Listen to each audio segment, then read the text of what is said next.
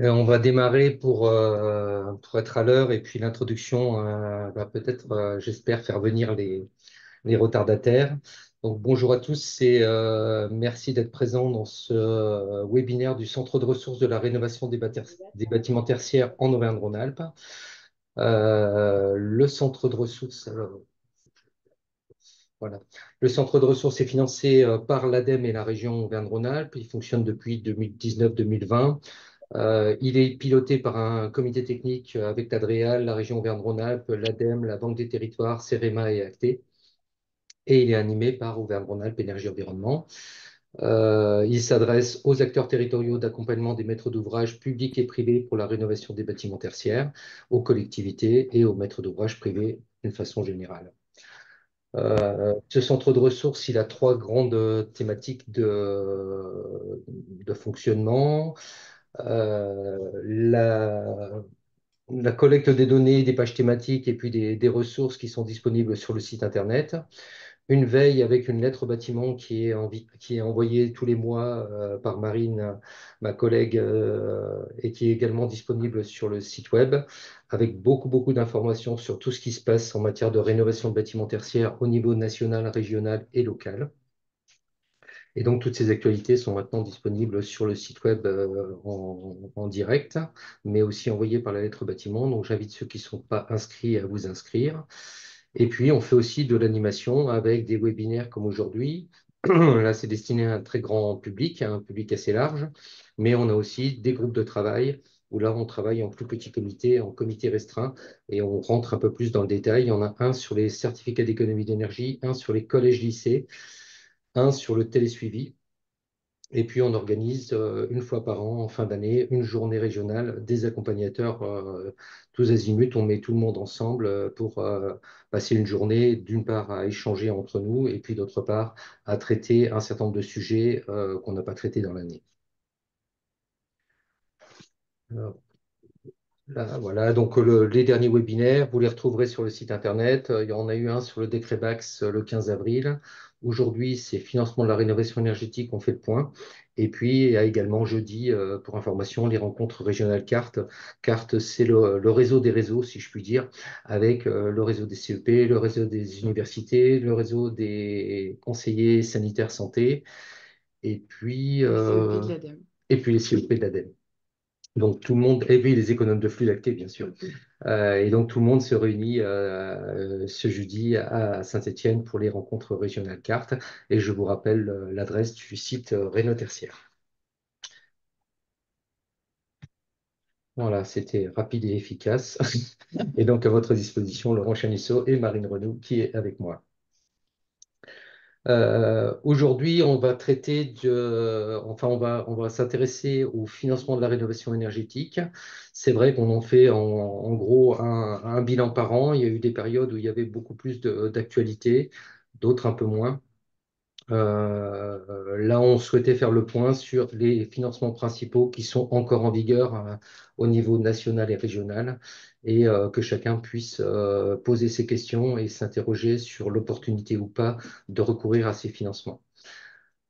Donc, sur le programme, on a prévu cinq interventions, enfin quatre interventions. L'Adréal avec Antoine Nolly, un premier bilan du Fonds vert et puis Fonds vert 2023-2024, mais aussi une petite ouverture sur, enfin non, même une vraie présentation du Fonds vert 2025. La région Auvergne-Rhône-Alpes qui est, je sais pas comment on dit, gestionnaire du FEDER, euh, Autorité de gestion. autorité de gestion du FEDER en région avec Yannick Romanaz et Anaïs Gacon. Puis la Banque des Territoires, Siloé Hermile, qui nous présentera l'avancement sur Enuret. Et puis on finira avec les financements actés avec Thibault Luciac, qui nous présentera le bilan régional d'acté, mais aussi les AMI en cours et les perspectives dans ce domaine-là. Sur le fonctionnement, donc je demanderai à chacun si vous pouvez vous renommer en mettant votre nom, prénom et aussi la structure. Ça nous permet, notamment quand on discute dans le chat, de savoir à qui on s'adresse. Donc nom, prénom, structure. Donc vous allez dans les trois petits points qui sont en bas, participants, et en face de votre nom, vous pouvez dans les trois petits points vous renommer. C'est plus facile. On est assez nombreux, donc on va essayer de ne pas ouvrir les micros. Donc on va utiliser la conversation pour les discussions. Et à la fin de chaque intervention, on fera le point sur les questions qui ont été posées pendant l'intervention. Et on essaiera d'y répondre. Pour autant, la conversation restera une conversation. Et donc vous pouvez aussi répondre ou apporter des éléments de discussion dans la conversation. Et puis c'est bon, je crois qu'on va pouvoir démarrer. Écoute Antoine, je te laisse prendre la main et puis prendre la parole.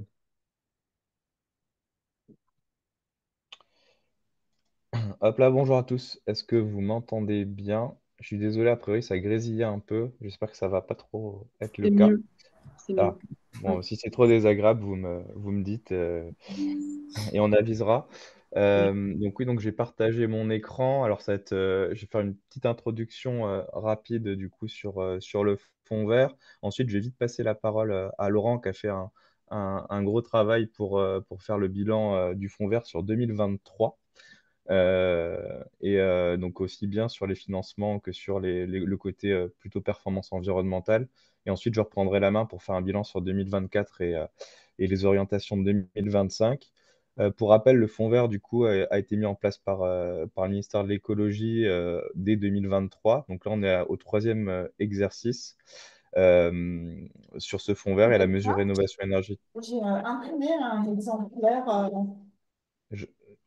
Merci. Sûrement qu'il y a eu une coupure.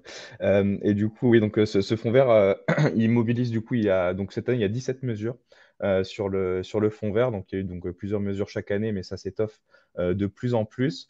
Et parmi toutes ces mesures-là, la mesure qui concerne la rénovation énergétique des bâtiments publics locaux, du coup pour les collectivités, et qui est la mesure du coup qui mobilise le plus de financement en 2023-2024. En tout cas, on verra pour 2025 si ce sera encore le cas avec près de 40% des subventions qui ont été mobilisées pour cette mesure en région. Voilà, et je passe du coup la parole directement à Laurent. Et donc, je vais peut-être arrêter le partage, Laurent. Merci. Partager. Donc la première intervention concerne le bilan sur le fonds vert 2023 qu'on a réalisé avec Antoine, puisque donc l'ADREA a beaucoup d'informations sur tous les dossiers qui ont été financés par le fonds vert. Donc là, c'est le bilan 2023. On a maintenant aussi les données 2024 qu'on va agréger avec 2023 pour pouvoir avoir un bilan sur 2 ans. Donc, les données analysées, il y avait 403 projets qui ont été financés par le Fonds vert en 2023. On parle juste de projets de rénovation de bâtiments publics. Il y en a 401 qui étaient complets sur la partie financière et 207 qui étaient correctement renseignés. Avec quelques corrections, on a réussi à en valider à peu près 339.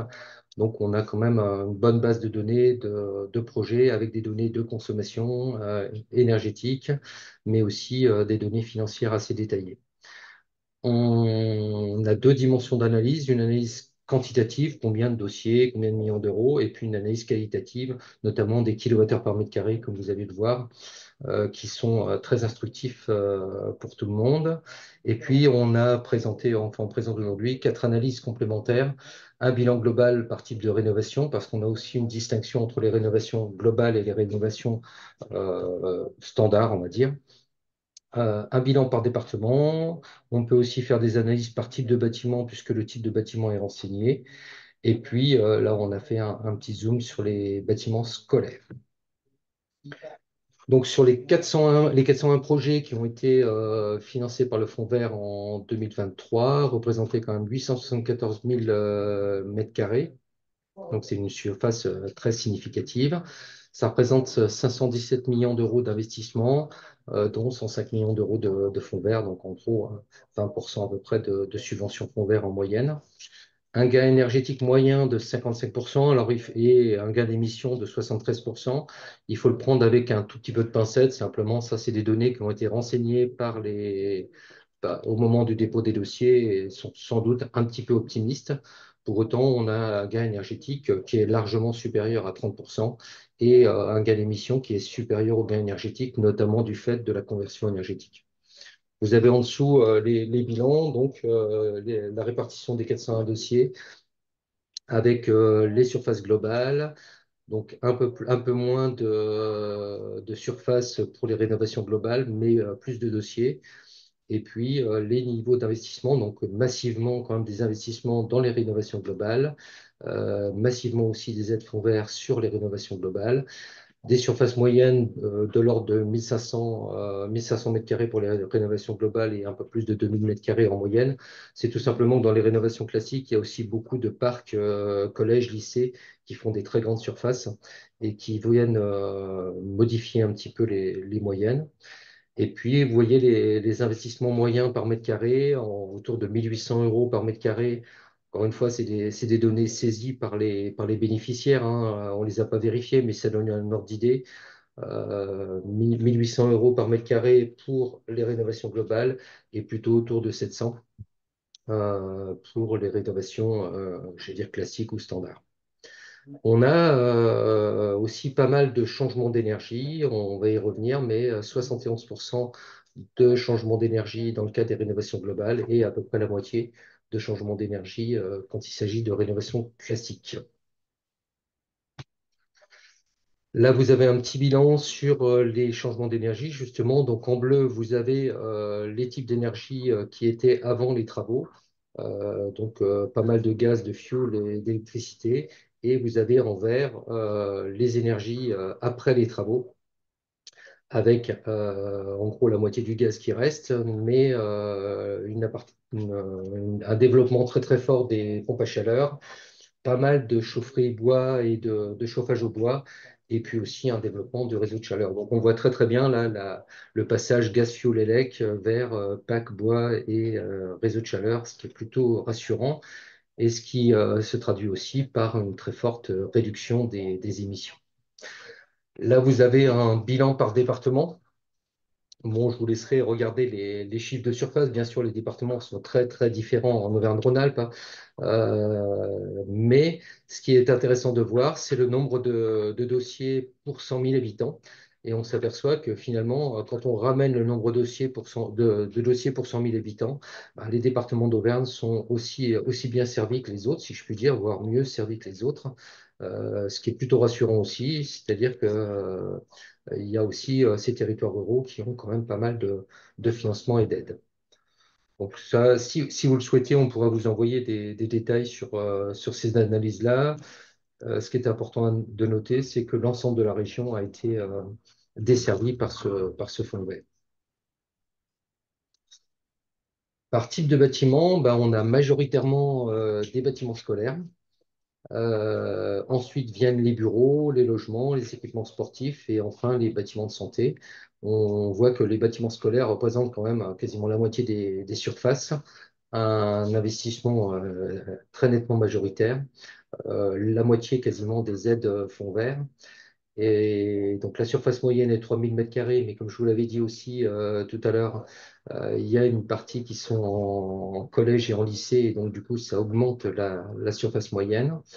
Des investissements de l'ordre de 1100 euros par mètre carré et environ un peu plus de 50% de changement d'énergie. Bon, voilà, je ne vais pas commenter plus, vous aurez de toute façon la diapo par la suite. Si on fait maintenant un petit zoom sur les établissements scolaires, donc on voit majoritairement à nouveau des rénovations globales qui représentent un peu plus de 60 ou 70% des surfaces, un investissement quand même de 245 millions d'euros, des surfaces moyennes assez grandes, ça c'est la réflexion que j'ai déjà fait tout à l'heure, et puis des investissements toujours autour de 1000 euros par mètre carré sur ces rénovations globales. Et par type d'établissement, on a essentiellement des primaires et des crèches, avec 105 dossiers quand même, qui représentent une petite partie des surfaces, mais la moitié, un peu plus de la moitié des investissements. Une surface moyenne de 1300 mètres carrés, et puis du secondaire. Et là, bien sûr, la surface moyenne est bien plus élevée et les coûts de rénovation un peu plus bas. Voilà. Et du coup, j'ai terminé, Antoine, et je vais pouvoir. Alors, vous pouvez poser vos questions dans le chat. Je ne l'ai pas regardé de mon côté. Est-ce que vous avez des questions? Une seconde. Hop. Non. Donc Antoine, je te laisse Il reprendre y a la une main. question, pardon, il y a bien une question sur la nature des bâtiments de santé aidés par le fond vert dans le chat, Ah, je ne l'ai pas Laurent. fait. Antoine, tu veux répondre ou tu veux reprendre la main? Et pour ma part, alors on a la totalité des dossiers et c'est vrai qu'on pourrait faire une analyse dessus. Je vais juste remonter un petit peu pour voir le nombre. Il y a 12 bâtiments seulement, donc c'est assez facile de voir ce que c'est. J'avoue que je ne me suis pas penché sur la question. Antoine, tu as peut-être des éléments supplémentaires? Euh, oui, c'est vrai, comme disait Laurent, on a beaucoup de données dedans et enfin, faut qu'on voit ce qu'on veut en faire derrière. Et on peut, enfin, en fait, il y a les données qu'on récupère, ce sont les données qui sont renseignées par les porteurs de projets sur démarche simplifiée. Et on leur demande notamment, bah, voilà, quelle est la nature de leur bâtiment. Donc ça dépend, il y en a qui vont être plus ou moins précis. Et on peut retrouver aussi ces précisions-là donc dans les études thermiques ou dans des études d'avant-projet, par exemple, qui peuvent être fournies. Donc il y a possibilité de récupérer cette donnée. Voilà, parfois, c'est pas toujours de manière automatique que ça peut être fait, mais en tout cas, il y a cette possibilité-là, par exemple, de les récupérer. Et si jamais il y a un besoin, notamment sur cette catégorie santé, de distinguer entre, alors je sais pas ce que c'était les différentes catégories que vous vouliez, si jamais c'est du coup d'une part hôpitaux, cliniques ou EHPAD, enfin voilà, ça pourrait, voilà, on pourrait trouver ça. Les CHU sont-ils éligibles? Alors, les bâtiments qui sont éligibles, pour rappel, ce sont les bâtiments des collectivités de leur groupement. Souvent, les CHU, à ma connaissance, ils appartiennent pas aux collectivités à leur groupement. Ça peut peut-être être le cas qu'une collectivité mette à disposition un CHU, mais s'ils ne sont pas propriétés d'une collectivité ou d'un groupement, ils ne sont pas finançables par le fonds vert. Et tu peux partager ta présentation si tu le souhaites. Ouais, ça marche. Et puis après, bon, il y avait d'autres questions, Laurent, mais au pire, on les prendra après. On les prendra après. Ouais. Alors, tac, partager. Parce que je vois que les questions arrivent sur d'autres choses. Voilà, c'est bon, vous voyez bien mon écran, en plein écran. Oui, Ouais, c'est bon. Parfait. Alors, donc, oui, donc, comme je disais, bah, après ce bilan sur 2023, qui était la première année du Fonds vert sur la rénovation des bâtiments, moi, je vais vous faire un bilan, alors, présenté un petit peu différemment et un peu plus général sur la région 2024 et puis surtout les objectifs pour 2025 aussi. Alors, du coup, sur la représentation cartographique, là, donc d'abord sur le bilan 2024. En 2024, on a aussi une bonne dynamique, hein, après les plus de 400 dossiers qui ont été acceptés en 2023, donc pour 112 millions d'euros de subventions. En 2024, on en a un petit peu moins, mais il y a eu moins de subventions. Il y en avait à peu près 80 millions d'euros, mais on a quand même 344 dossiers qui ont pu être aidés. Là encore, sur tout le territoire et dans pas mal de communes distinctes, hein. Donc, sur les 344 dossiers, ça concerne 305 communes différentes. Là, on voit la répartition du coup géographique par département. Alors, donc, le distinguo des couleurs, donc plus c'est rouge, plus il y a eu de dossiers, et au contraire, quand c'est jaune, il y a eu moins de dossiers. Alors, c'est d'une part, euh, ça peut être dû du coup bah, soit à moins de dossiers qui ont été financés, mais de manière un peu plus importante. Et aussi, bah, voilà, il y a des départements. Là, on voit notamment le Rhône là, qui ressort, ou l'Isère, par exemple, où il y a du coup bah, beaucoup de bâtiments communaux et où il y a eu du coup aussi bah, beaucoup de dotations. Voilà. Mais juste enfin, cette carte, c'est pour montrer que tout le monde, le fonds vert bénéficie du coup à tout le territoire. Alors un petit bilan, alors j'espère que c'est assez lisible, mais je voulais faire un bilan du coup bah, financier et puis environnemental du Fonds vert pour 2024. Donc là, on viendra après sur les graphiques, sur les diagrammes qui sont sur la droite. C'est par rapport au bilan environnemental. Mais là, j'ai déjà parlé du coup du bilan financier. Donc on a eu 77 millions d'euros, enfin 76,9 millions d'euros de subventions en 2024. Comme je vous disais, c'est donc sur le fonds vert, donc il y a 14 mesures qui concernent le fonds vert. En 2024, il y avait 14 mesures qui le concernaient. Il y a notamment bah, tout ce qui est risque montagne, prévention des inondations, renaturation. Enfin, voilà, il y a beaucoup d'autres mesures. Mais en tout cas, la rénovation énergétique des bâtiments, des collectivités en est une. Et c'est la mesure du coup qui est le plus fortement mobilisée par les territoires, avec voilà, donc 44% des subventions en fait, qui ont été sur cette mesure en Auvergne-Rhône-Alpes. Donc voilà, sur les 14, on prend quand même une bonne part des subventions, puisqu'au total, sur le fonds vert, donc, il y avait un peu plus de 177 millions d'euros qui ont été engagés.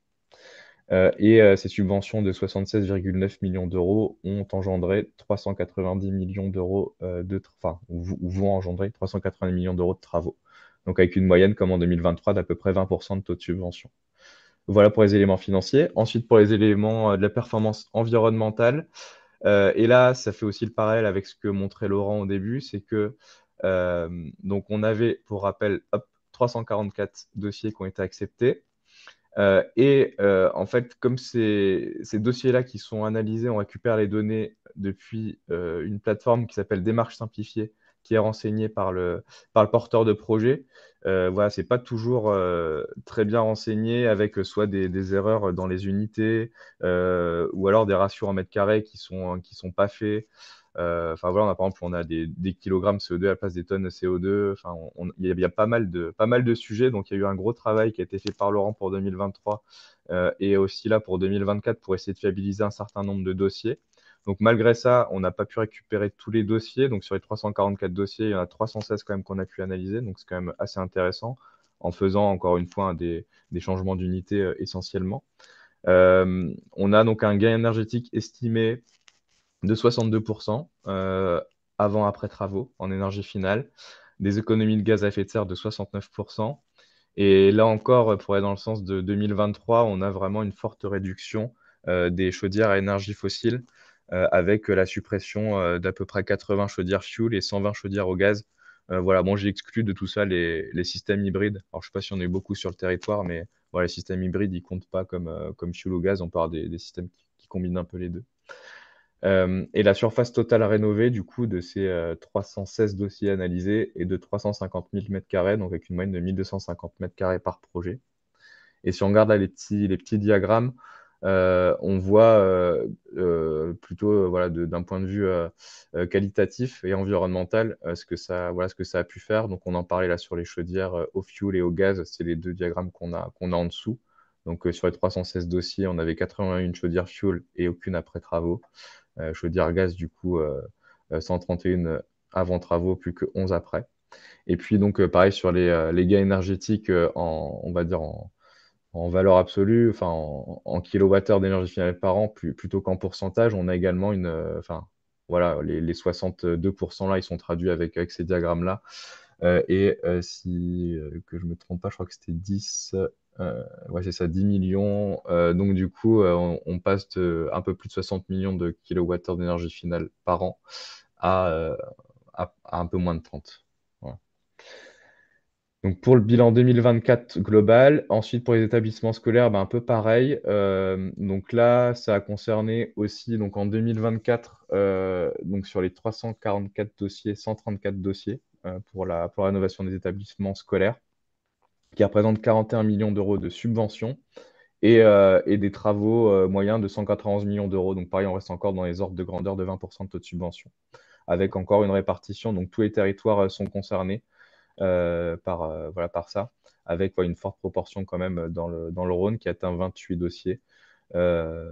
Mais voilà, tous les territoires ont eu du coup des subventions pour ces travaux-là.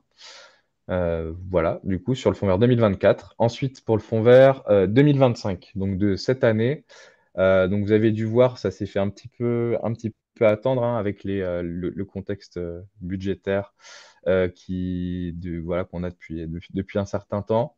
Donc la circulaire est sortie toute fin février, le 28 février, voilà, pour expliciter euh, comment allait fonctionner le fonds vert, quelles allaient être les mesures, etc. Et particularité qui n'est pas, enfin, qui est pas que administrative, hein, c'est pour ça que je la mets en avant, c'est que cette circulaire, elle est commune à toutes les dotations de l'État, donc également à la DSIL, à la DETR, que vous devez bien connaître. Donc voilà, on voit qu'on a une orientation qui est plutôt vers un rapprochement de l'ensemble des dotations de subventions, et ça aura notamment son importance là pour la suite de la présentation. Voilà, donc cette circulaire qui précise un peu voilà, comment doivent fonctionner les dotations de subvention, quelles sont les priorités et les objectifs. Donc les objectifs quand même qui sont affichés dans cette circulaire, et ça c'est vrai que c'est quand même l'avantage du Fonds vert, c'est qu'on a vraiment réussi à pousser depuis 2023 des projets qui sont ambitieux environnementalement.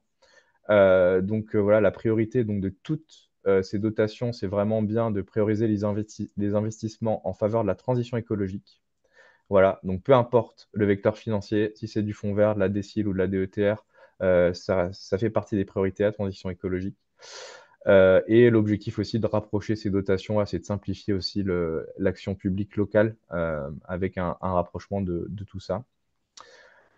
Alors sur le fonds vert, petit rappel, en 2023, donc là c'est au niveau national, il y avait 2 milliards d'euros, toutes mesures. En 2024, à la base, il y avait 2,5 milliards, mais finalement, il y a eu des reprises de crédit et je crois qu'on arrivait à 1,7 ou 1,8 milliard, toutes mesures. Et donc là, on est encore dans ce contexte baissier, hein, encore une fois à cause du contexte budgétaire. Donc on avait 1,15 milliard d'euros sur toutes les mesures, donc sur les 17 mesures qu'il y a en 2025 pour le fonds vert. Avec une dotation régionale donc de fonds vert en région de 112,8 millions d'euros. Et il y a eu encore une petite reprise, enfin une petite ou grosse reprise même. Donc on a finalement sur toute la région, pour toutes les mesures, donc les 17, enfin, sachant qu'il y en a qui ne nous concernent pas, il y a notamment recul du trait de côte, hein, on n'a pas encore la mer chez nous. Il y a du coup voilà, 99,2 millions d'euros sur toute la région Auvergne-Rhône-Alpes. Et parmi ça, la rénovation des bâtiments, elle est de 16,2 millions d'euros. Voilà, donc on voit quand même que par rapport aux 112 millions d'euros de 2023 et aux presque 80 millions d'euros de 2024, on a une grosse baisse sur la rénovation des bâtiments. Euh, Dans les autres priorités, du coup, du fonds vert, donc là, on est pareil, on est dans un contexte d'adaptation au changement climatique avec l'adoption qu'il y a eu il y a peu du plan national d'adaptation au changement climatique. Donc, du coup, une des priorités, ça a été vraiment voilà, de favoriser dans ce fonds vert l'adaptation au changement climatique. Donc, pour nous, en tout cas, ce que nous concerne, la prise en compte du confort d'été dans la rénovation des bâtiments. Mais pas que. Sur les autres mesures, il y a aussi la renaturation des villages, le recul du trait de côte et la prévention des risques qui sont aussi parmi les priorités. Donc, c'est-à-dire des mesures en fait où les dotations ne pourront pas baisser là-dessus. En autre priorité également pour la sobriété foncière dans le contexte du ZAN, la préservation des ressources foncières pour lutter contre l'étalement urbain hein, qui entraîne aussi le réchauffement climatique. Donc là, c'est une autre priorité.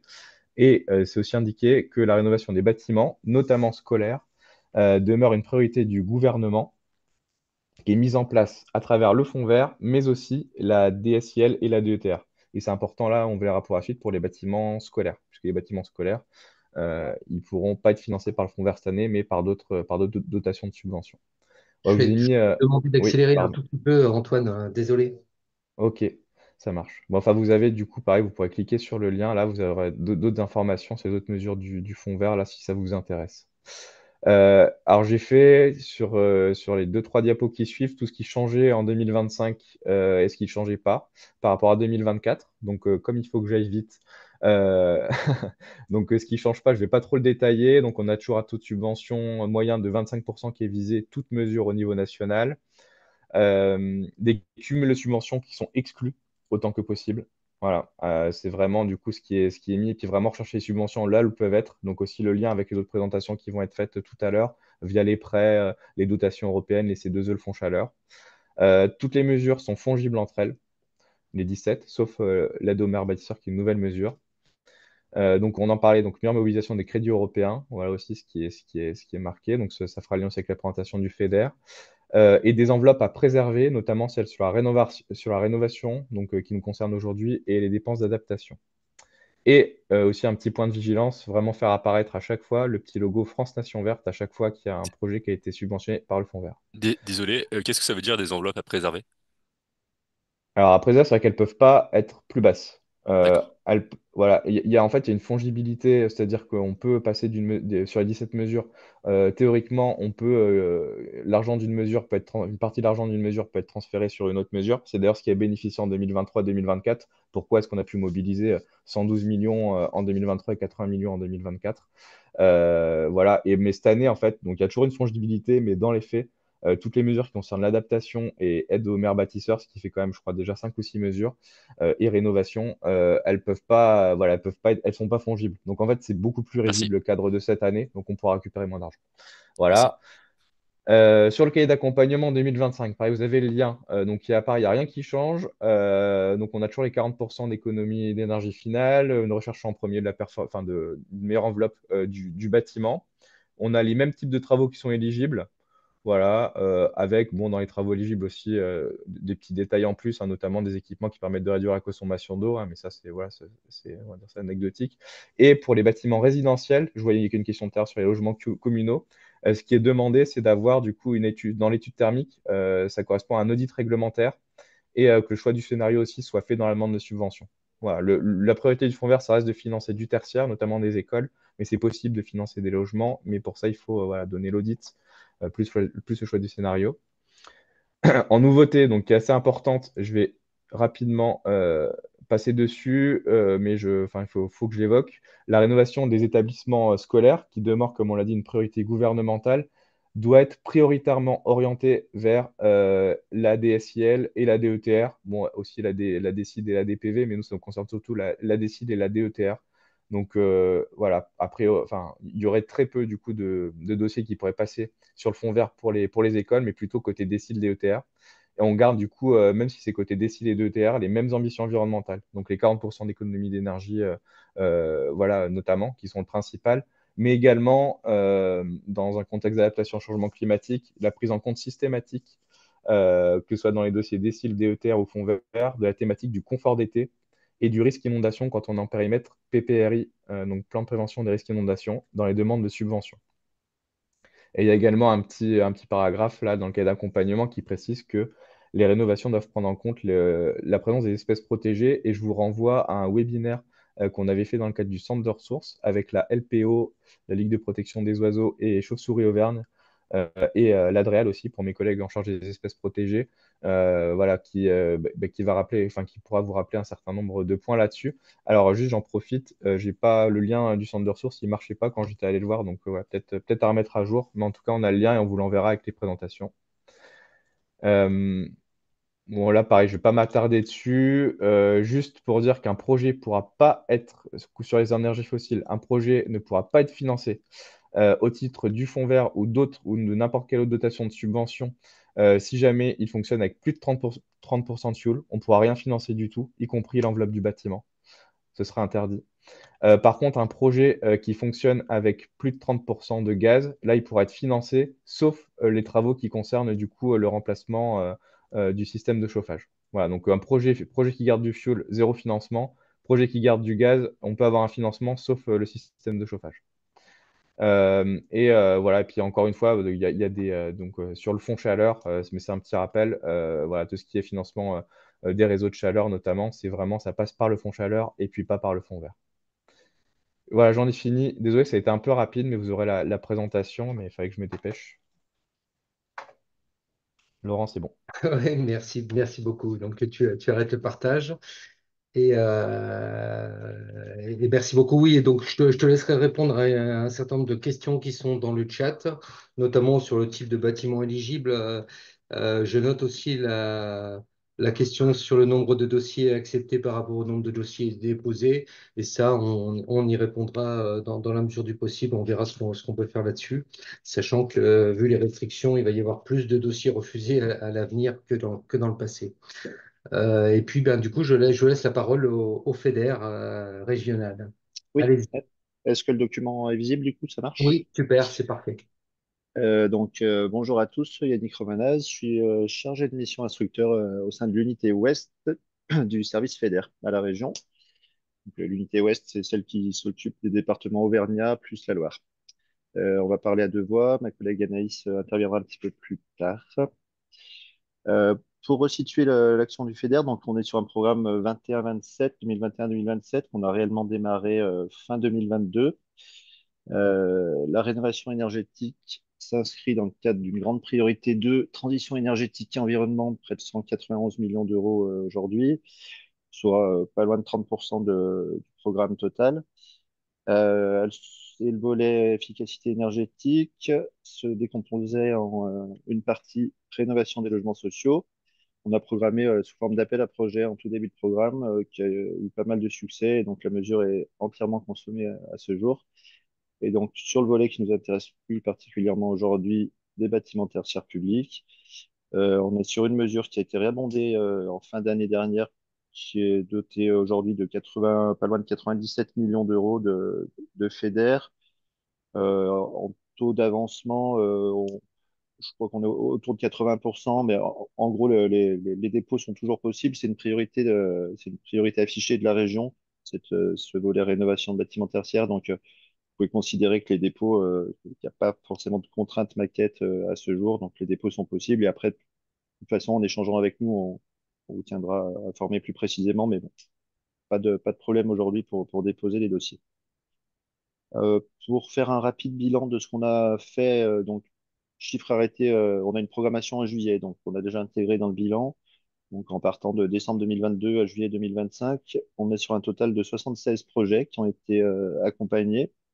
En début de parcours, on avait une possibilité d'accompagner la construction. Donc là aussi, on a eu presque plus de demandes que prévu. On a pu financer 17 projets.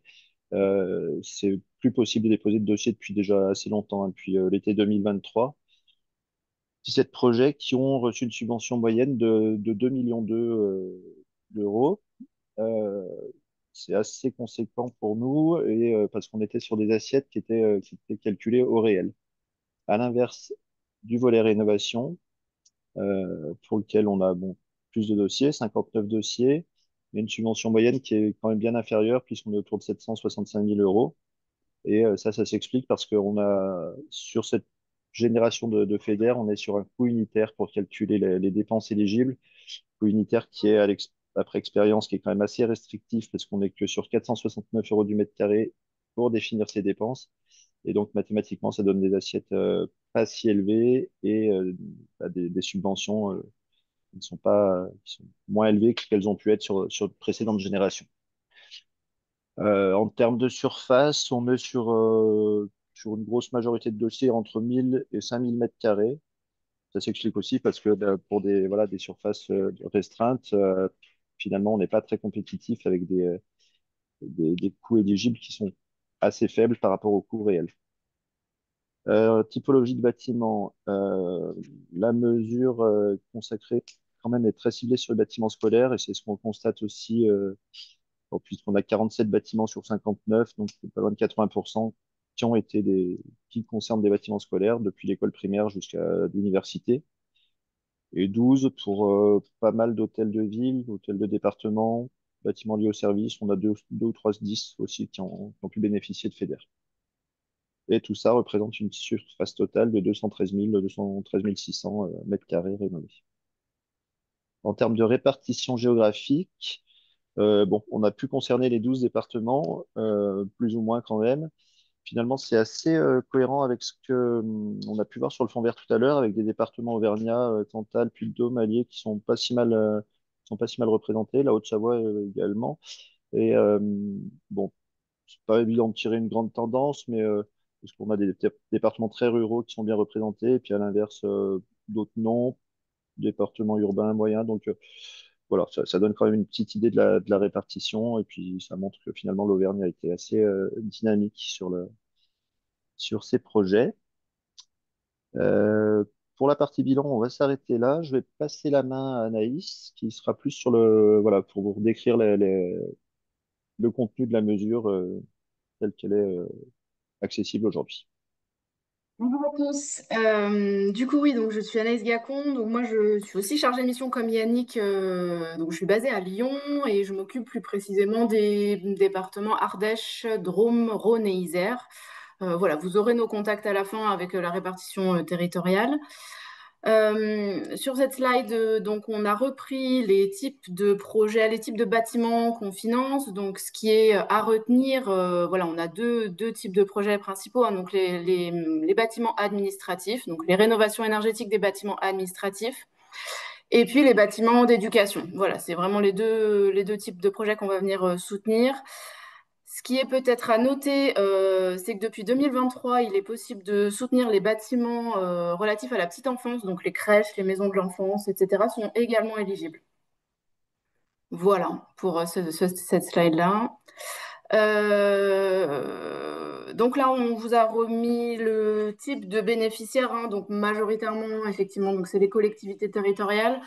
Et ça se vérifie dans les types de projets qu'on a accompagnés jusqu'ici, hein. C'est quand même l'immense majorité des projets qu'on a qui sont soutenus par les collectivités, qui sont portés par les collectivités. À noter également, c'est qu'on est sur un mode de sélection des projets au fil de l'eau, c'est-à-dire que pour cette thématique-là, il n'y a pas d'appel à projet. Vous pouvez, enfin, les porteurs de projets peuvent déposer, voilà, déposer une demande de subvention au fur et à mesure du montage des projets.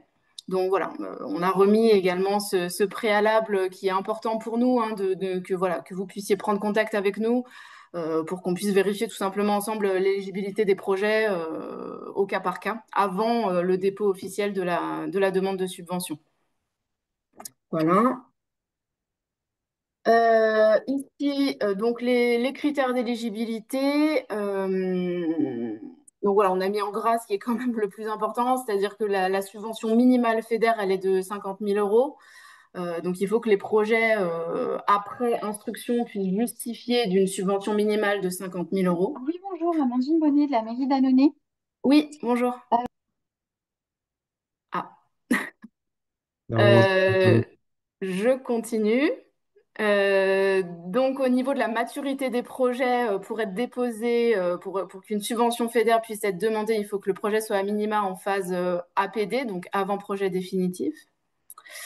Voilà, et puis le critère d'éligibilité qui est principal, évidemment, concerne le niveau de performance énergétique. Donc, on est sur un niveau équivalent BBC et Finergie Rénovation, donc voilà, qui correspond à 40% d'économie d'énergie par rapport à la norme de référence, donc, et non par rapport à l'état initial du bâtiment et hors production d'énergie. Voilà, et donc le document qui fait foi de notre côté pour vérifier cette performance énergétique, c'est donc l'étude thermique avec les calculs de la méthode THCEX.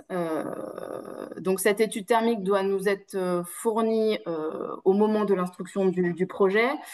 Et c'est un livrable, c'est-à-dire qu'une étude thermique post-travaux vous sera également, enfin, est également demandée pour vérifier le niveau de performance énergétique à la suite des travaux pour déclencher le versement de la subvention FEDER. Voilà, donc comme l'expliquait Yannick, au niveau des dépenses éligibles, elles sont calculées au moyen d'un forfait, c'est-à-dire qu'on ne prend pas en compte les dépenses au réel, c'est une mesure de simplification. On se fonde pour ça sur la surface du bâtiment. Voilà, donc c'est un forfait par mètre carré, tout simplement. Voilà, et l'application donc, de ce coût unitaire permet donc de simplifier les démarches, c'est-à-dire que les porteurs de projets n'ont pas à nous fournir les justificatifs de dépenses. Donc, on ne demande pas toutes les factures. Il n'y a pas d'analyse de la commande publique, ce qui est normalement le cas dans le cadre d'un projet européen, d'un projet qui est soutenu par l'Union européenne. Et bon, évidemment, la procédure de dépôt est dématérialisée sur un portail. La particularité au niveau du FEDER, j'ai pas bien en tête pour les autres cofinanceurs si c'est pareil ou non, mais en tout cas au niveau du FEDER, la subvention est versée sous forme d'un seul solde à la fin. Voilà, il n'y a pas d'acompte possible. Donc le solde est versé à la fin du projet une fois les travaux réalisés. Voilà. À noter, donc il y a une particularité au niveau du FEDER, c'est que nos deux ex-régions Auvergne et Rhône-Alpes sont classifiées de manière différente au niveau de l'Union européenne.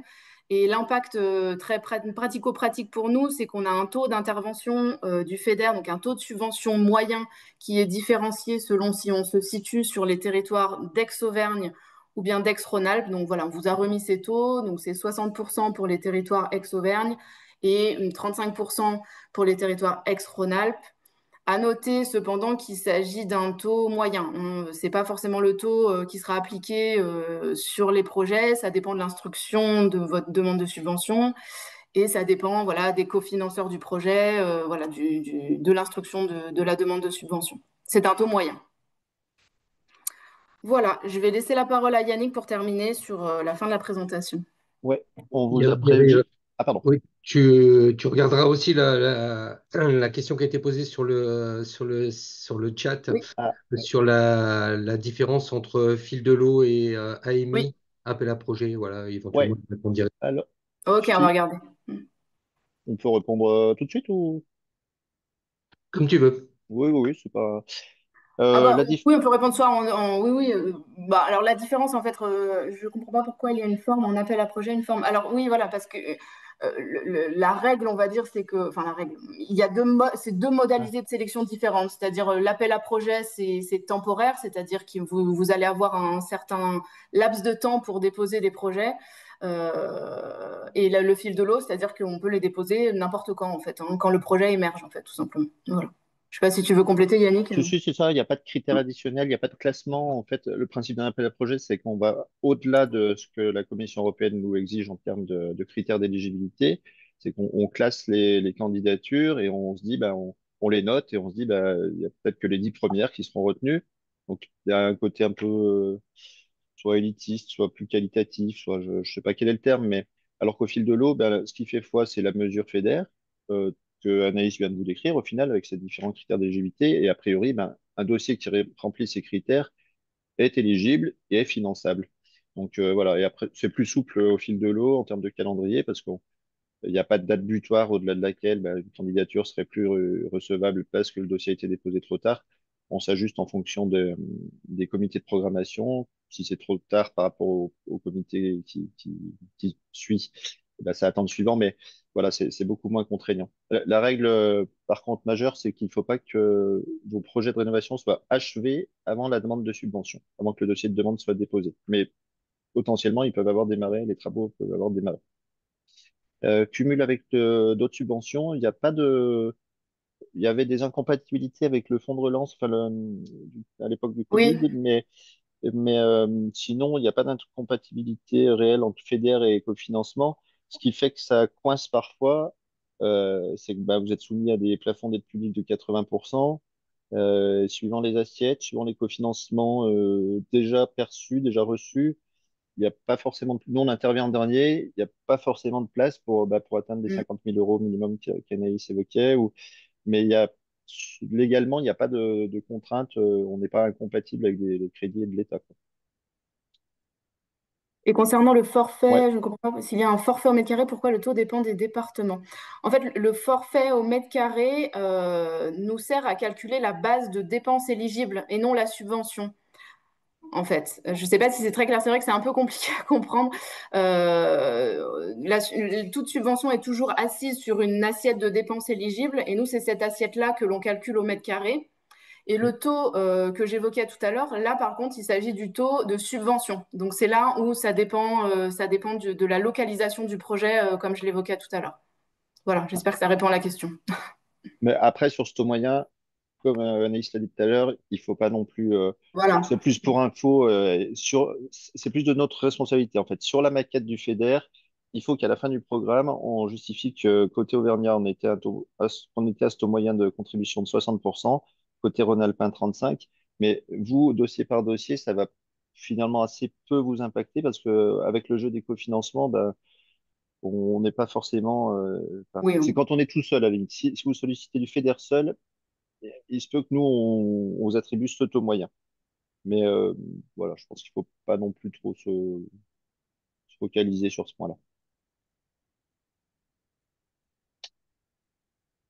Pour le scolaire, le plafond peut aller. Oui, on a entendu. Oui, il y a des C'est des dérogations, dérogations effectivement, ouais. préfectorales, ouais, ouais. Mmh, mmh. Euh, après, je sais pas si c'est le porteur qui nous présente. Je sais pas si vous, de votre côté, Anaïs, vous l'avez appliqué ou pas. Est-ce que c'est le porteur qui présente sa dérogation en disant, bah, moi, je bénéficie de cette dérogation Ouais, je Alors, pense préfectorale ou pas? On n'a pas eu de cas, nous, effectivement, mais alors ce que j'avais retenu, c'était que c'était des dérogations qui étaient accordées par le préfet. J'en étais là, mais effectivement, oui, je pense que là, oui, pouvoir présenter la dérogation. Nous, on fera pas de blocage en disant on est à 80 quoi qu'il arrive. Nous, ce Voilà. qu'on respecte, c'est ce que dit le CGCT ou ce que disent les textes en matière de financement des collectivités territoriales sur les projets d'investissement. Donc, s'il y a dérogation, il y a dérogation, hein. Il y a pas de blocage avec les fonds européens là, sur ce sujet. Mm. Il faudrait terminer en moins de 5 minutes, c'est possible? Moins de 5 minutes au large, oui. En fait, il reste 5-6 diapos, mais l'info majeure, on vous a remis le circuit d'un dossier, mais je ne vais pas m'attarder dessus. Quelques points de vigilance.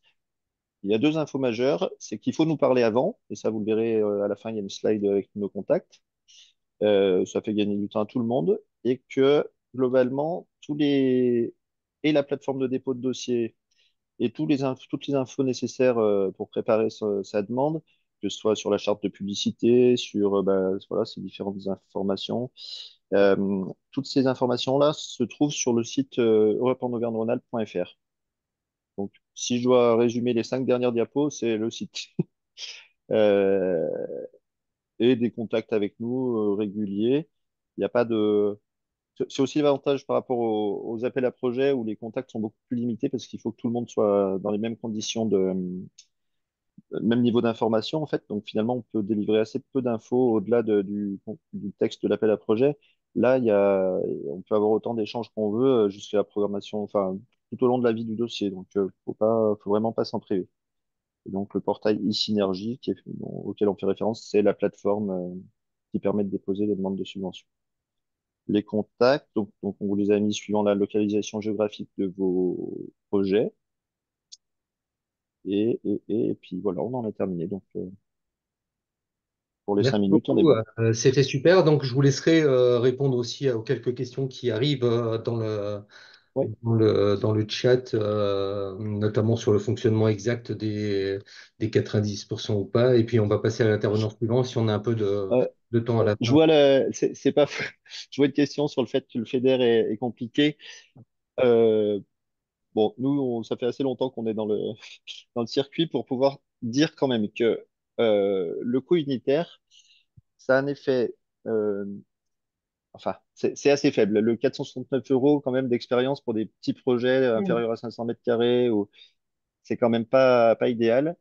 Mais à l'inverse, Anaïs l'a très bien dit tout à l'heure, il y a presque plus, il y a aucune pièce du marché public à fournir. À une époque, on demandait aux collectivités de fournir les DPGF, enfin, le détail des prix du marché, et eux et nous devions piocher à l'intérieur des lots les dépenses qui relevaient des dépenses afférentes et des dépenses induites par la rénovation, des dépenses éligibles. C'était peut-être plus juste par rapport à la réalité des coûts du projet, mais c'est vraiment des usines à gaz très compliquées pour identifier les dépenses. Le coût unitaire, ça a été fait de façon un peu drastique, mais ça a vraiment réglé tous ces problèmes-là, parce que finalement, c'est devenu en gestion chez nous et même finalement pour le porteur, parce que les livrables demandés, ce sont les PV de réception des lots de travaux et l'étude thermique post-travaux. Rien d'autre. Donc, juste des documents qui confirment que les travaux ont été faits et que ces travaux sont bien dans les conditions qui permettaient d'être au bon niveau de performance. Donc, c'est pas devenu simple, mais quand même, ça s'est simplifié.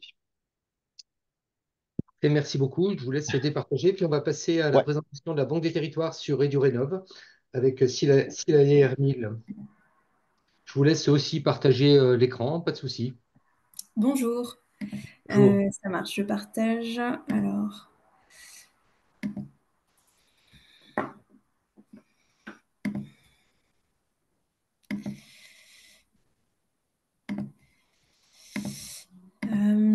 est-ce que ça fonctionne? Il faut me mettre en grand écran. Ouais, super, c'est Ouais, bien. ça marche. Merci. Enchantée. Alors, je suis Sylvie Hermil. Je suis responsable du programme, du déploiement du programme EduRénov. Donc, c'est un programme de la Banque des Territoires, du groupe Caisse des dépôts. Alors peut-être juste pour remettre un peu dans le contexte, la Caisse des dépôts, c'est un établissement public financier qui, depuis 2 siècles maintenant, hein, depuis 1816, accompagne les collectivités locales et aux côtés de l'État. Voilà, on finance en fait les grands projets d'infrastructures lourdes de notre pays, le logement social historiquement, et puis plus généralement, on est un peu sur tous les grands sujets des collectivités locales, donc la mobilité, l'alimentation, la rénovation énergétique, voilà, sur tous les grands sujets, en gros, de transition écologique et de cohésion sociale. Donc voilà, on est un établissement stable, puisqu'on voilà, on est là depuis 2 siècles, et donc depuis maintenant 2 ans, on a un nouveau programme qui s'appelle donc EduRénov, et qui est un programme qui accompagne la rénovation énergétique des bâtiments scolaires et périscolaires. Alors, ce programme donc, a pour objectif d'accompagner 10 000 projets d'ici à 2027. 10 000 projets de rénovation du bâti scolaire. Pourquoi 10 000? Parce que voilà, c'est un cinquième des bâtiments scolaires en France. Parce qu'à partir de 10 000, voilà, il y a une dynamique qui commence à s'enclencher et l'objectif, c'est d'embarquer ensuite tous les autres. Mais voilà, 10 000, sachant que l'objectif, c'est pas forcément que nous financions 10 000 projets à la Banque des Territoires, mais que voilà, on accompagne à un moment donné le projet en ingénierie, en financement, en valorisation de projet, mais j'y reviendrai. Donc 10 000, c'est notre objectif. Le critère est dans la même lignée que les partenaires précédents. Voilà, notre ambition, c'est d'accompagner des projets ambitieux. Donc nous avons le même critère, des projets de 40% d'économie d'énergie à réaliser, au moins, au titre du décret tertiaire. Donc voilà, les critères sont les mêmes, sachant que voilà, nous, on accompagne les projets même au démarrage. Donc, même quand voilà, le projet n'a pas encore, la collectivité n'a pas encore lancé d'études. Donc, ça veut bien dire que ce critère des 40%, en vérité, n'est pas conditionné voilà, à un audit énergétique. Voilà, vous pouvez venir dans le programme, quel que soit votre niveau de maturité, et même si vous n'avez pas réalisé d'audit, puisque nous, notre objectif, c'est de vous amener voilà, le plus loin possible dans votre ambition. Donc, c'est juste que voilà, quand vous entrez dans le programme, on va juste s'assurer que votre ambition, c'est bien de réaliser voilà, une rénovation globale. Globalement, c'est ça. Et en face, donc nos moyens, voilà, on a deux enveloppes, puisqu'on accompagne les projets en ingénierie et en financement. En financement, nous, on se positionne sur le prêt. Donc, on a une enveloppe de 2 milliards d'euros pour financer les travaux. Et côté ingénierie, on a donc 50 millions d'euros d'ingénierie pour accompagner les structurations des projets, aux côtés de nombreux partenaires d'ailleurs. Alors, vous dire où on en est aujourd'hui, voilà, j'ai juste une slide de bilan. On est à la moitié du programme, puisqu'on accompagne un peu plus de 5 000 projets maintenant, dont une grande partie des projets sont d'ailleurs identifiés par nos partenaires, dont le programme Acté et la fédération Flamme, qui accompagne, qui est le réseau des ALEC en France. On a déployé, ce sont les chiffres à droite, pour l'instant, 629 millions, on a financé en fait 629 millions, on a déployé 629 millions d'euros de prêts pour 324 projets. Donc vous voyez, on a une différence entre le nombre de projets financés et le nombre de projets au global dans le programme EduRénov, parce que l'objectif, c'est pas forcément de financer tous les projets. Mais en tout cas, à date, voilà, 324 projets accompagnés et 20 millions d'euros d'ingénierie engagée.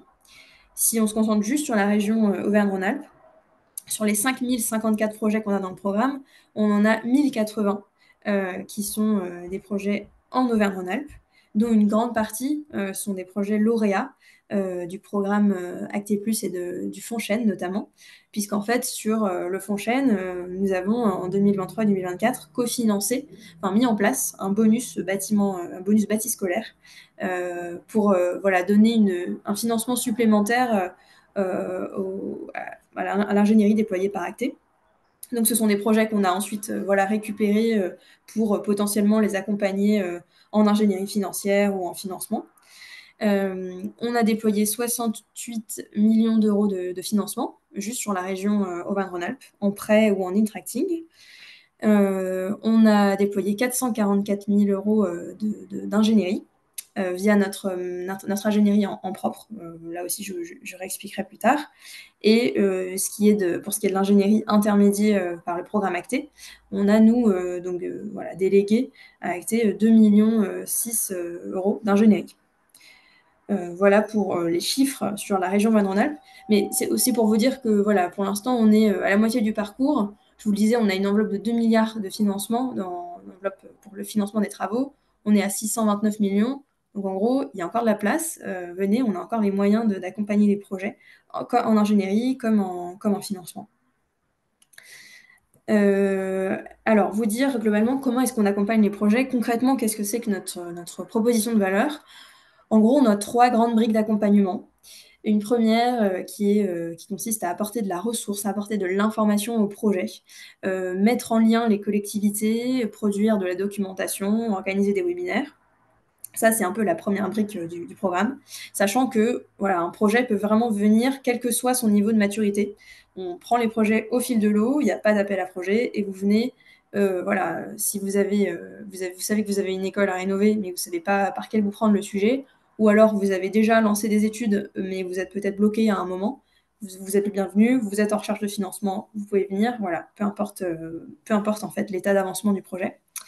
Donc une première brique ressource, une deuxième d'ingénierie, mais là je vais détailler plus tard. Et enfin, bien sûr, le bout de la chaîne, le financement des travaux en prêt, prêt et interacting. Alors je vais détailler chacune de ces briques. Donc la première, je vous le disais, l'apport de ressources et l'animation du programme au sens large. Donc on produit de la documentation avec nos partenaires d'ailleurs et avec des différents groupes de travail qu'on organise tout au long de l'année. Donc on produit des guides pratiques qu'on met en ligne en accès libre d'ailleurs. On organise des webinaires très régulièrement avec des thématiques différentes, le financement, la gestion de projet. On fait venir différents partenaires à chaque fois et différents experts, puisque nous, on est avant tout un acteur financier. On fait également des cafés des projets pour faire se rencontrer les collectivités entre elles et qui est vraiment du pair à pair parce que on croit beaucoup dans le fait que les collectivités échangent directement entre elles. Et on fait beaucoup de reportages terrain, de valorisation des projets. Donc ce qu'on appelle la valorisation, c'est bien ça, c'est documenter en fait les projets de rénovation d'écoles qui aboutissent, qui sont en cours, qui fonctionnent. Donc là-dessus, on a une chaîne YouTube que je vous invite à consulter qui documente déjà une 50aine de projets partout en France, quel que soit leur niveau d'avancement, mais plutôt des projets avancés pour avoir un vrai retour d'expérience. Et puis, on a un canal de discussion sur WhatsApp pour essayer d'avoir des échanges rapprochés avec les collectivités et que les collectivités échangent entre elles. Donc ça, c'est tout ce qui concerne la boîte à outils du programme. Et dès lors que vous rentrez dans le programme, vous avez accès à tout ça.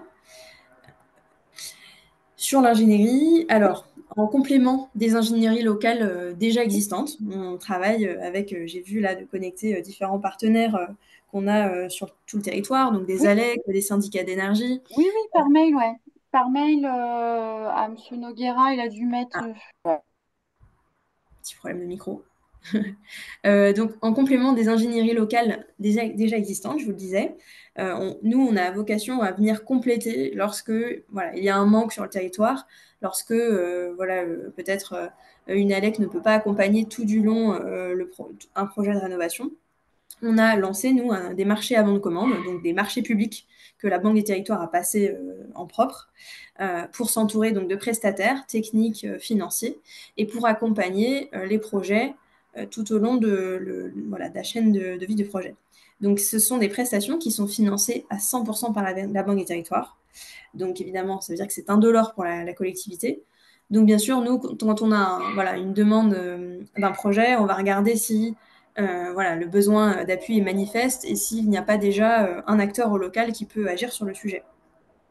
Donc, en résumé, ça, c'est l'ensemble des prestations qu'on peut financer, sachant que on va toujours avoir une discussion avec la direction régionale de la Banque des Territoires, des acteurs au local, et on va venir prioriser bien sûr les projets puisque je vous disais, on a pour ambition d'accompagner 10 000 projets, donc on ne pourra pas financer un projet sur toute la chaîne de valeur et voilà, en finançant toutes ces prestations.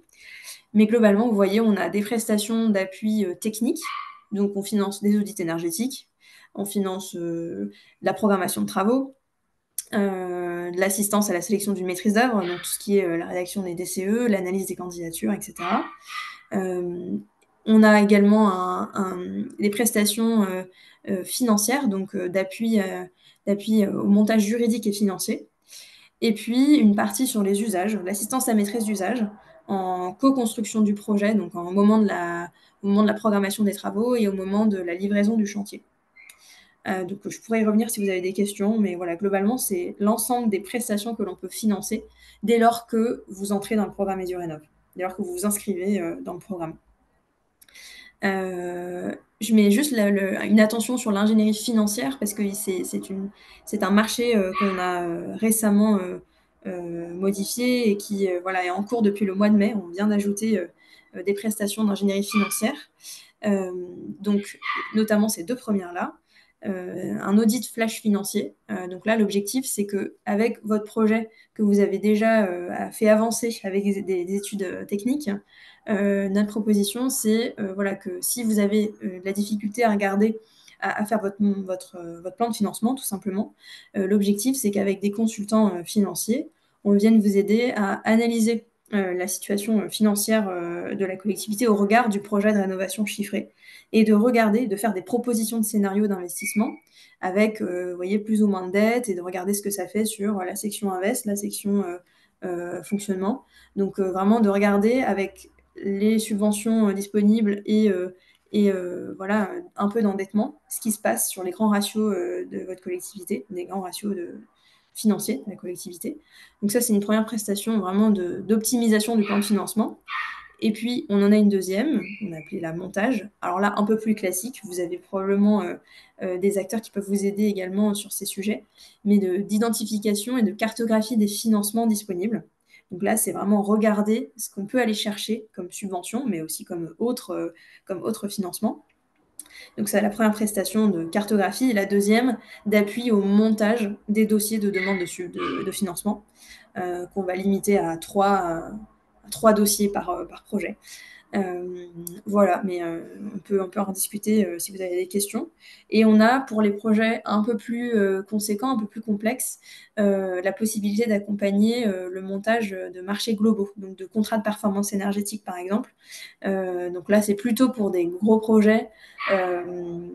Voilà, on peut également regarder ce qui est possible de faire, voilà, faire un benchmark des solutions de MGPE, MGPE-PD, marché de partenariat, etc.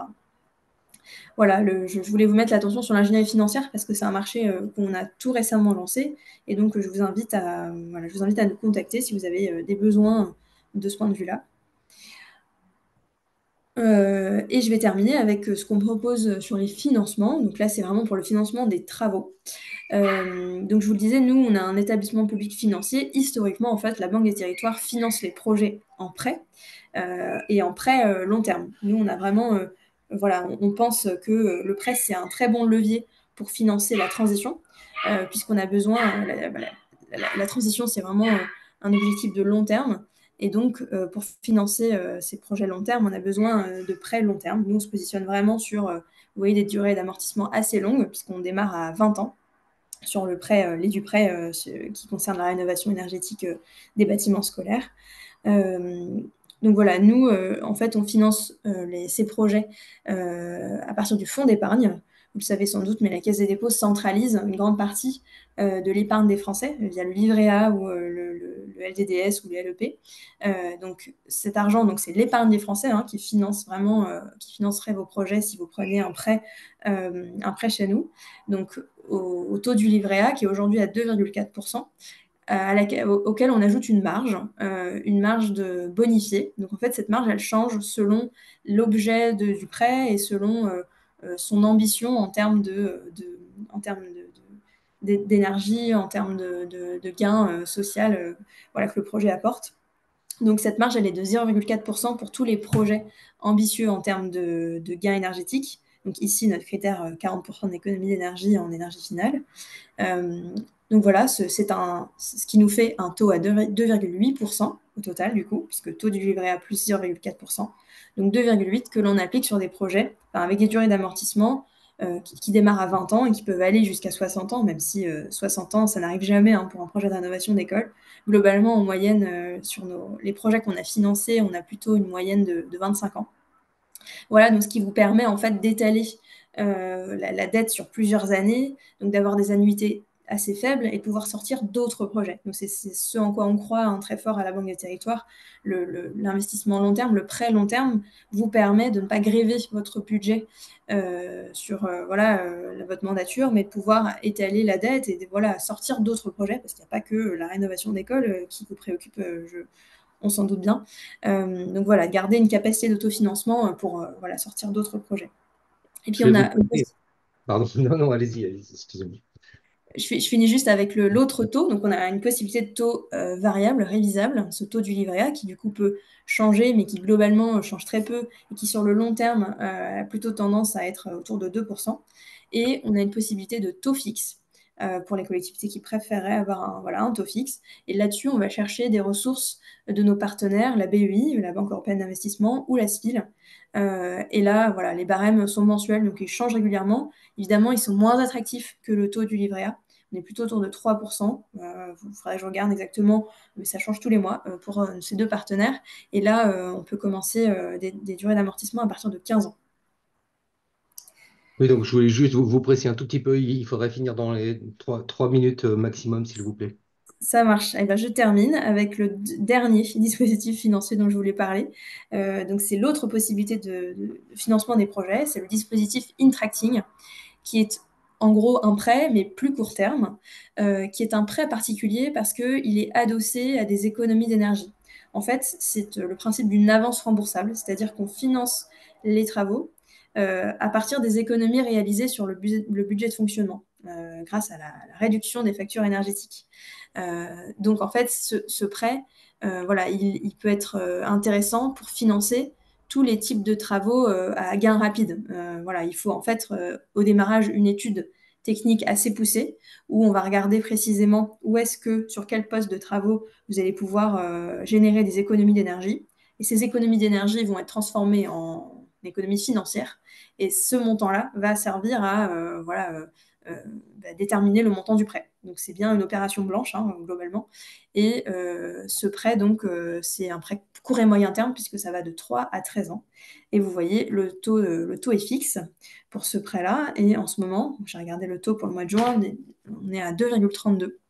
Donc voilà, c'est intéressant pour financer des travaux à gain rapide. Vous voyez, j'ai mis des exemples là de ce qui est possible de financer. Globalement, la seule contrainte par rapport au prêt long terme, c'est qu'il va falloir vraiment une étude technique poussée pour identifier précisément tous les postes de travaux et mettre en face des gains d'énergie, de ces travaux, des gains énergétiques qui vont être générés par les travaux. J'ai globalement terminé. Je veux juste vous dire peut-être en dernier on termine par qui est-ce qu'on prend dans le programme EduRénov. Donc globalement des projets de rénovation d'écoles, collèges, lycées, de groupes scolaires, de cantines, de centres de loisirs aussi, tout ce qui concerne la petite enfance, d'équipements sportifs dans la mesure où, parce qu'on a souvent la question sur les gymnases, dans la mesure où ils se situent dans l'emprise de l'établissement scolaire, dans le périmètre de l'établissement scolaire.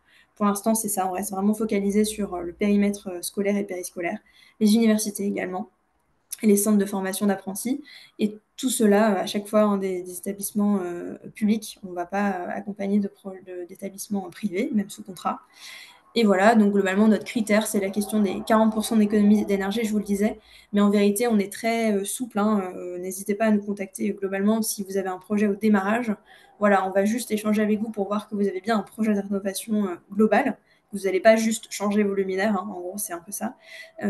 Et notre ambition, c'est de vous accompagner avec tous les dispositifs d'ingénierie qu'on a et grâce à nos partenaires aussi, vous permettre d'aller jusqu'à ce niveau de gain énergétique. Merci beaucoup. Je propose qu'on passe à la dernière intervention, mais pour autant, il y a pas mal de questions diverses et variées dans le chat, mais je voulais y répondre directement pendant que la Oui, dernière ça marche. intervention se fait. Et si on a un peu de temps à la fin, on pourra vous faire réintervenir. Mais merci beaucoup en tout cas pour cette présentation. Merci à vous. Et puis, ben, Thibaut, tu as la main pour la dernière intervention sur le programme acté. Oui, bonjour à tous, est-ce que vous m'entendez bien? C'est parfait. Oui. Ah oui.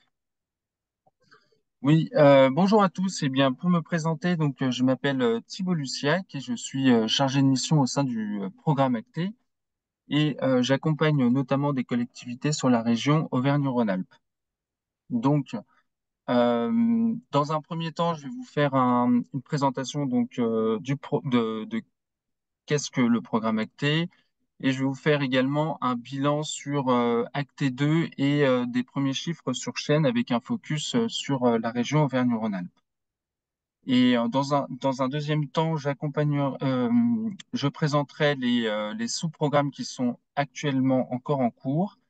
Et ensuite, je parlerai donc du réseau des économes de flux et du centre de ressources. Alors, le programme ACTE, qu'est-ce que c'est? C'est un programme, un programme C2E d'accompagnement des collectivités sur la rénovation énergétique et cela se base sur trois piliers. Donc, le Tu premier, partages pas ton écran, hein. D'accord. pardon? Tu partages pas ton écran là. Ah mince, désolé.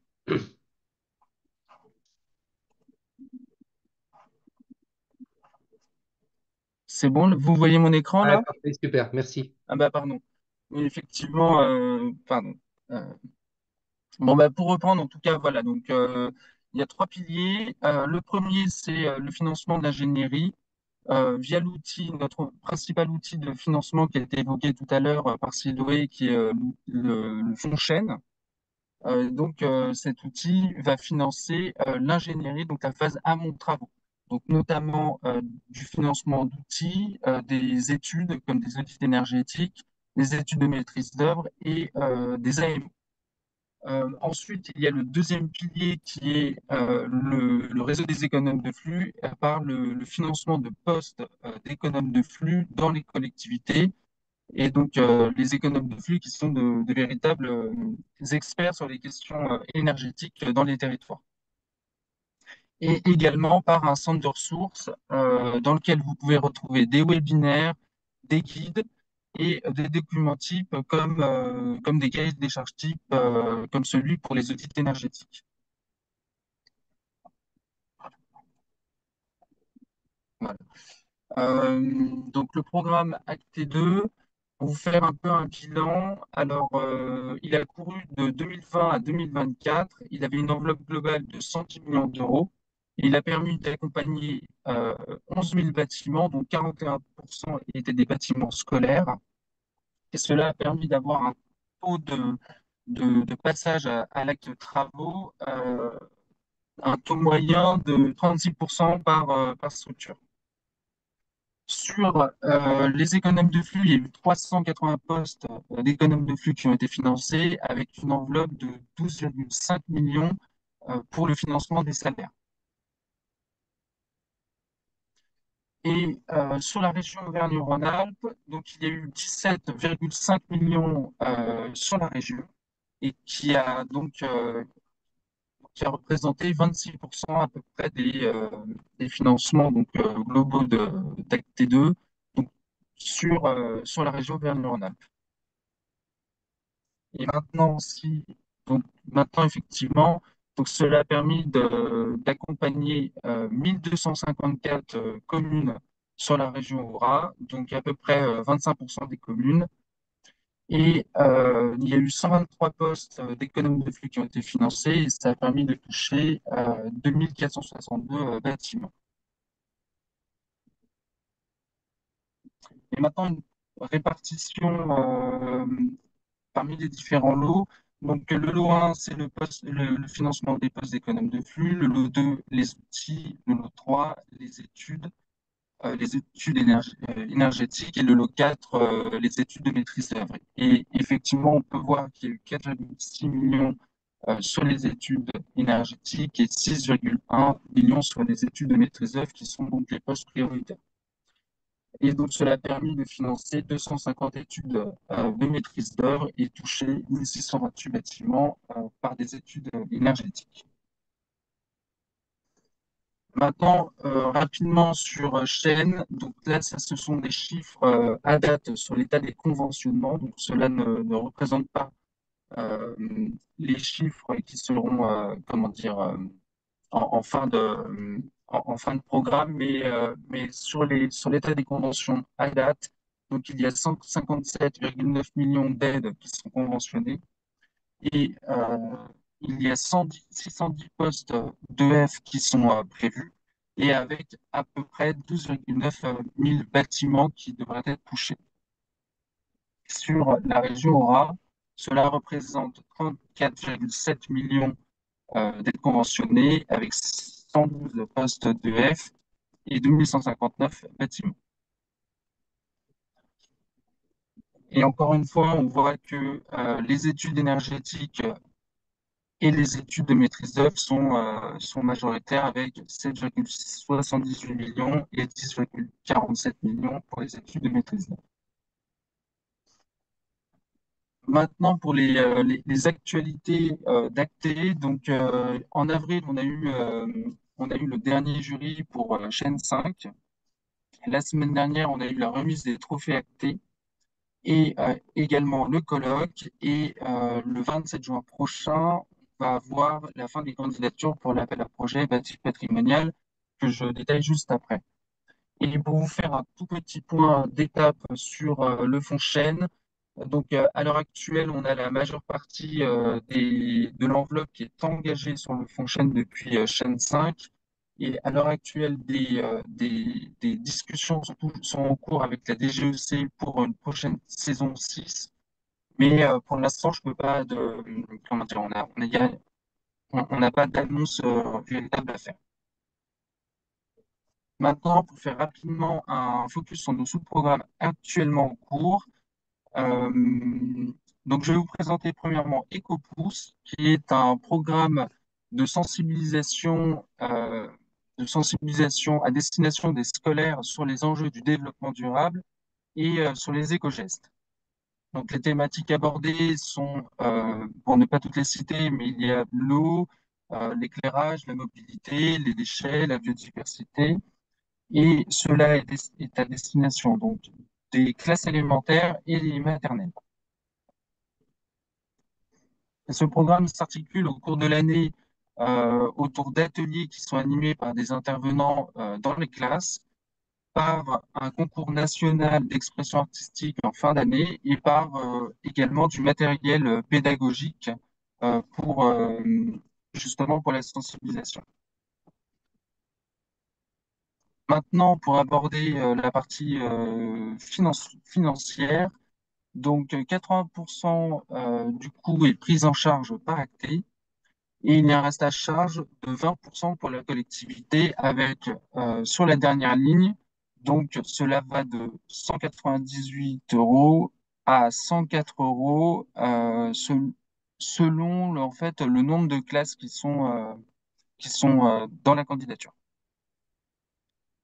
Et donc, pour candidater, il y a un minimum de 21 classes à avoir dans la candidature. Maintenant, pour aborder le calendrier, donc actuellement, il est encore possible de candidater. Donc, le conventionnement est jusqu'à juillet. Et donc, un recrutement des classes jusqu'en septembre et avec un démarrage en octobre pour l'année scolaire. Maintenant, je vais passer rapidement à Cube. Alors, Cube, qu'est-ce que c'est? C'est un autre sous-programme, mais sur la partie, sobriété. Et qu'est-ce que c'est? Donc, c'est un concours d'économie d'énergie centré sur les bâtiments publics. Et donc, l'objectif de ce concours, c'est de mobiliser et de fédérer une communauté d'usagers pour pour la sobriété énergétique et pour atteindre des réductions de consommation d'énergie. Donc, il y a trois concours. Il y a Cube École pour les écoles, CubeS pour les collèges-lycées et CubeVille pour le patrimoine hors scolaire. Rapidement, les programmes. Excuse-moi, juste, il te reste 3 minutes, donc voilà. Ah, pardon. D'accord. Je vais peut-être passer rapidement à Oui, l'appel c'est juste pour que tu passes projet sur bâti ce qui me patrimonial. semble Alors, ouais. important. Bon, en tout cas, pour Cube, effectivement, donc là, les candidatures sont toujours en cours et puis il y aura un démarrage en octobre. Pour parler rapidement de l'appel bâti patrimonial, donc les candidatures sont ouvertes jusqu'au 27 juin. Euh, et donc cela permet de toucher donc les bâtiments publics tertiaires d'intérêt patrimonial. Donc, cela regroupe les bâtiments qui sont inscrits ou classés, mais également ceux qui justifient d'un intérêt patrimonial, et cela doit être argumenté en candidature via un reportage photo et via un historique sur l'intérêt architectural du bâtiment également. Voilà. Je vais parler rapidement donc du réseau économe de flux. Le campus lacté, donc c'est un dispositif donc de formation à destination des économes de flux de la communauté CART. Et donc le financement de ces formations est donc pris en charge par Acté. Cela permet d'avoir 14 titres, donc 14 formations récurrentes au cours de l'année. Et donc, cela donne lieu à 28 jours de formation minimum par an. Enfin, tout est gratuit, il y a pas d'obligation. Et si vous voulez consulter le catalogue, il est disponible sur le site Acté Catalogue Form Pro. Et vous pouvez aussi contacter ma collègue Marie-Aude à l'adresse. Ensuite, pour conclure sur le centre de ressources, donc les dernières publications parues sont la plaquette sur les matériaux biosourcés, le cahier des charges d'audit énergétique des bâtiments tertiaires en outre-mer et le guide sur la maîtrise d'œuvre déléguée. Et rapidement, donc, le centre de ressources, c'est 33 webinaires au cours de l'année 2024 avec 4 documents types et 18 études et guides au cours de l'année. Voilà pour moi. Je vous remercie pour votre attention. Merci beaucoup. Désolé de t'avoir un peu pressé sur la fin et des 12h27. Je ne vois pas de questions spécifiques à acter ou est-ce qu'il y en a et que je ne les ai pas vues passer? Vous pouvez ouvrir votre micro si vous en avez.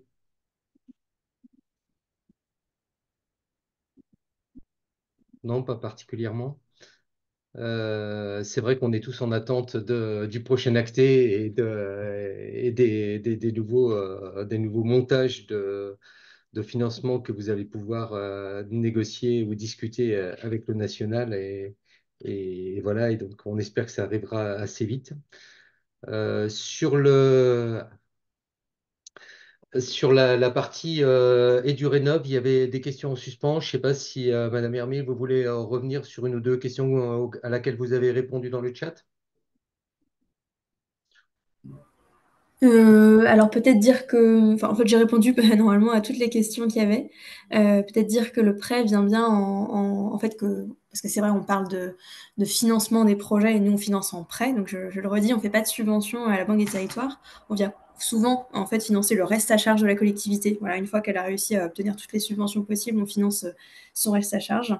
Que la particularité de la Banque des Territoires, c'est que nos prêts sont universels. Hein, on finance, les nos taux sont connus de tous, on finance des projets d'intérêt général et le taux est le même, quelle que soit la taille de la collectivité ou de ses moyens. Voilà, aujourd'hui, le taux est à 2,8%, donc particulièrement attractif. Et voilà, on est là tout le temps. Donc voilà, sinon j'ai répondu à toutes les questions. Donc, à Super, moins qu'il y ait d'autres. merci beaucoup. Côté FEDER, peut-être aussi un petit commentaire sur. On a été passé un tout petit peu vite à la fin, ou est-ce qu'il y a des commentaires complémentaires? C'est bon de mon côté, mais Yannick, je te Non, laisse. pareil, non, non, non, rien à Ouais. ajouter. On a faim. Super. Et pour finir, et pour finir, Antoine, côté de Réal, c'est bon. J'ai vu que tu avais aussi répondu à toutes les questions au fur et à mesure. Oui, c'est ça, j'ai répondu aux questions et c'est vrai que, enfin, on voit qu'il y a une petite inquiétude hein, sur les subventions. Hein. Bon, c'est celle qui a beaucoup diminué, c'est sur le fonds vert. Du coup, cette année, mais en effet, il y a plein de mécanismes différents qui existent et c'était aussi l'objectif de ce webinaire, hein, de montrer un peu ce qui pouvait être mobilisé. Donc oui, oui, c'est sûr que voilà, c'est pas le contexte n'est pas le meilleur. Malgré des très bons projets, il y avait une remarque là-dessus. Voilà, mais bon, il y a aussi différents mécanismes qui existent pour essayer de les financer et puis voilà, arriver à faire cette transition. Ouais. Donc c'était bien qu'on soit tous intervenus, je pense. Merci beaucoup. Donc vous pouvez, alors toutes les présentations vont être en ligne sur le site renotertiaire-aura.fr. Il y aura aussi le replay de l'intervention. Merci à tous ceux qui ont présenté ces différents fonds. N'hésitez pas à revenir vers eux, mais aussi vers nous. Comme vous voyez, on essaie de faire un peu du lien à l'échelle régionale des bilans et donc on est intéressé à rester dans le fil de vos discussions. Et puis, eh ben, on vous souhaite un bon appétit alors. Merci beaucoup. À bientôt et merci beaucoup. Merci. Merci. Bonne Merci à Bonne tout le journée. monde, au revoir. Merci, au Au revoir. revoir.